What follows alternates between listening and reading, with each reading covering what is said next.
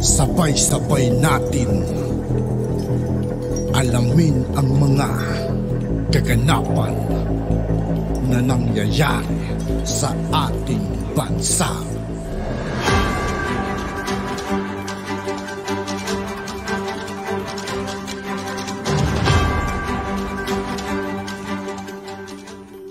Yo, what's up mga kaibigan? This is I2K po again. Ngayon nandito ulit tayo sa channel ni Banat PH Update TV. Dito naman ulit tayo magbibigyan ng komento at reaksyon. Kaya samahan nyo ko guys. Let's go!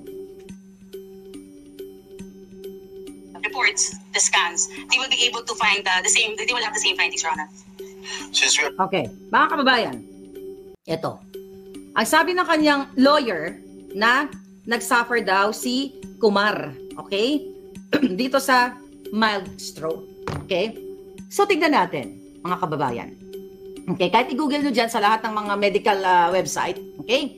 Transient ischemic attack or TIA. Ano daw ba ito? At ito, maiksi lang. A transient ischemic attack is a stroke that lasts only a few minutes. It occurs when the blood supply to part of the brain is briefly interrupted. TIA symptoms usually occur suddenly, are similar to those stroke but not last as long. Most symptoms of TIA disappear within an hour, although they may persist for up to 24 hours. Symptoms can include, ito yung symptoms, numbness or weakness in the face, arms, or legs, especially on one side of the body. Trouble seeing in one or both eyes, difficulty with walking, dizziness. Well, sinabi ng kanyang lawyer yan, nagkaroon nga siya ng dizziness, confusion, or difficulty in talking or understanding speech. Loss of balance, coordination, Okay. Ang sabi pa ng kaniyang lawyer ay meron din siyang acute bronchitis. Okay, ano ba tong acute bronchitis? Sabi dito, acute bronchitis is a viral infection that causes inflammatory on the bronchial tubes or tubes, which are the airways that carry air into the lungs. When body tries to fight the infection, the bronchial tubes swell, causing coughing, wheezing, chest tightness, and shortness of breath. The swelling also narrows the airways, allowing less air to pass through. Chest discomfort, fatigue, fever, Okay, ngayon, maiksi lang. Ang sabi niya, mga kababayan, ang sabi ng lawyer ay nasa Makati Medical Center. Doon ngayon, pinakita, I think, stop muna natin ito. Ipakita natin ang itsura ni Kumar noong nasa, balikan natin. Okay, ito. Kita nyo yan? Okay. Notice ha, nakita nyo, na-discuss na to, itong robe niya. Nakita nyo yung kanyang robe, hospital robe. Tapos aside from, actually, dyan sa ano na yan, ito, nakita nyo, okay? Nakapajama pa siya sa loob. Okay, bakit natin pinapakita yan? Ayan, nakapajama siya sa loob. Definitely yung pajama na yan, pants, and yung polo na pajama, meron akong ganyan. Tapos ito, robe. Ngayon, mga kababayan, notice that ha, okay? Alright, so ngayon, nasa Makati Med daw siya. So, hinanap ko kung ano ba yung hospital gown sa Makati Med. Ito po yung Makati Med. Okay, present tayo. Share screen. Okay. Right. Ayan, mga kababayan. Nakita nyo? Yan ang lab gown. Okay? Oh, no, not lab gown. Yan ang hospital gown ng Makati Medical Center. Kaya sabi ko, dapat magpaliwanag, dapat ang i-contempt dito ay si Kumar ang ikulong sa kasinungalingan. At imagine nyo mga kababayan, gusto pinapayagan nilang mag-testify sa Zoom. Pero ako, gusto nila, as a resource person, gusto nila umuwi ako ng Pilipinas. Sa unfair na pagtrato ng jutang ginemis na sinadong ito. Yan po, Medical Center, Makati Medical Center. Magpaliwanag kayo. Bakit, di ba, ganyan ang hospital gown? At merong logo yan. Tingnan pa natin dito, ha. Merong logo sa left. Dito, oh, ayan, oh. Sa left ang nakalagay, Makati Med. Tingnan natin kung may iba pang mga, may iba pang uniform. O, ayan. This is lab. Oh, yan, ito. Ati kapapanganak lang nito, but, ito, tignan natin. Ayan, tignan natin mga pala. Ayan, merong, although ito, babae, may color coding, pink. Ayan, So, meron talagang logo. Okay? Merong logo. Tignan natin ito. Ayan. Alata nyo yan? Yan, pumunta ako sa Makati Medical website. So, stop na natin yan. Okay? Gusto ko lang i-prove sa inyo na wala si James Kumar sa Makati Medical Center. At ngayon, mga kapalangga, kaya siya dapat ang ma-cite in contempt eto dapat ang tutukan ng itong Jinggoy na ito. But what do you expect with Jinggoy? Ang intention niya talaga is to cite in contempt kay Morales. So ngayon mga kababayan, bakit ba nagsusuot ng hospital gown ang mga pasyente sa ospital? 'Di ba? Kasi kung may mga tubo ka, may swero ka, or may opening ka, may colostomy ka, o kung anuman na medical attachment sa iyong katawan ay accessible sa mga medical practitioners. Paano ngayon kung may mga eklabush, mga tubo-tubo yan si Kumarvis, wala naman, naka-complete outfit siya, naka-pajama sa loob at naka-robe siya. Yan ang sinusuot kapag nagbabakasyon ka. Okay? Kapag nasa hotel ka. Feeling what? Nasa bakasyon ka. So, ito'y panglilin lang sa Senado, panlilin lang sa taong bayan na ayaw i-contempt ni Jinggoy Estrada at ni Bato. Kasi bakit kakilala nila si Kumar? Ano ang kanilang mga business dealing? Pero si Morales na nandoon, hinarap sila ng eye to eye. 'Di ba? Flesh to flesh.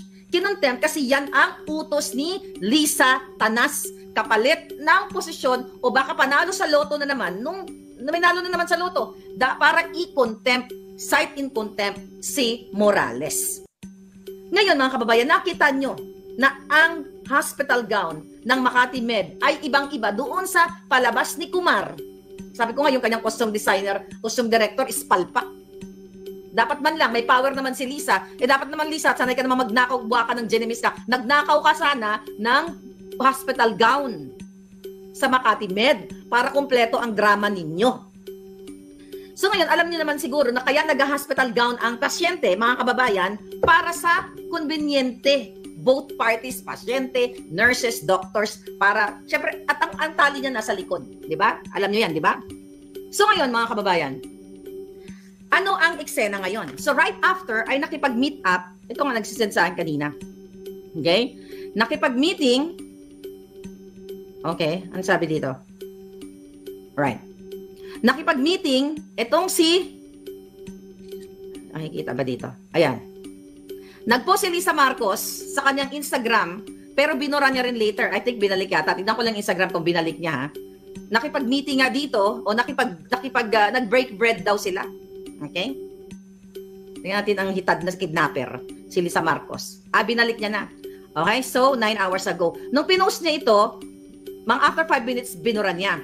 Okay? Sabi niya, had a nice time breaking bread with the senators and their spouses. So, kasama si Robin Padilla. Ayan, ang picture na yan. Ating nakikita.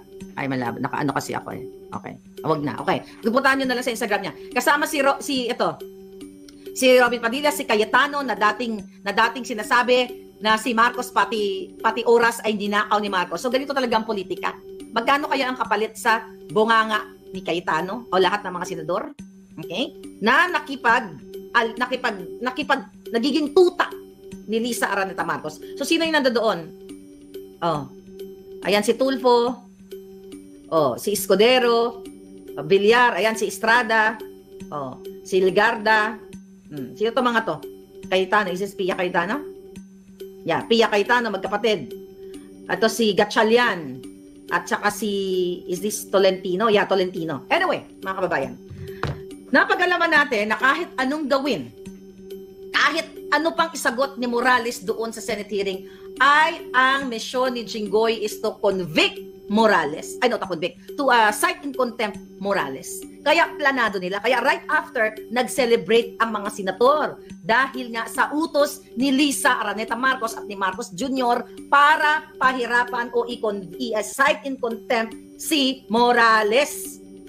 At mismong lumabas sa bibig ni Mig Zubiri yung pagpapaalis sa kanya, 'di ba? Ang supposedly parang coup, okay? Doon sa loob ng Senado ay talagang pinlano na since January pa lang this year na ito. So ngayon, maliwanag pa sa sikat ng araw na itong ginagawa sa pagpigil o cancel for a while nitong PIDEA leaks na ito, ang utos si Marcos Jr. at itong si Bangag at itong si kidnapper. Pareho lang yan sila, Bangag at saka kidnapper. Diba? So ngayon, mga palangga, nandyan pa si JM, si Jonathan Morales sa loob. Actually, nag-aalala din ako sa kanya kasi nga, although nakarating sa atin na maayos yung treatment sa kanya, pero ito'y patunay, mga kababayan, na talagang tinrabaho siya ni Lisa at ni Marcos Jr. para patayin ang issue nga dito sa PIDEA leaks na ito. Imagine nyo, ang mga drama-drama ni Jinggoy na talagang inano niya si Morales, na kinontempt niya, na ipaliwanag na paulit-ulit na lang, na-explain niya na yung sarili niya tungkol sa PDS na yan. Pero dahil siya ay talagang ang misyon niya, gawin yon kay Morales, yun ang naging And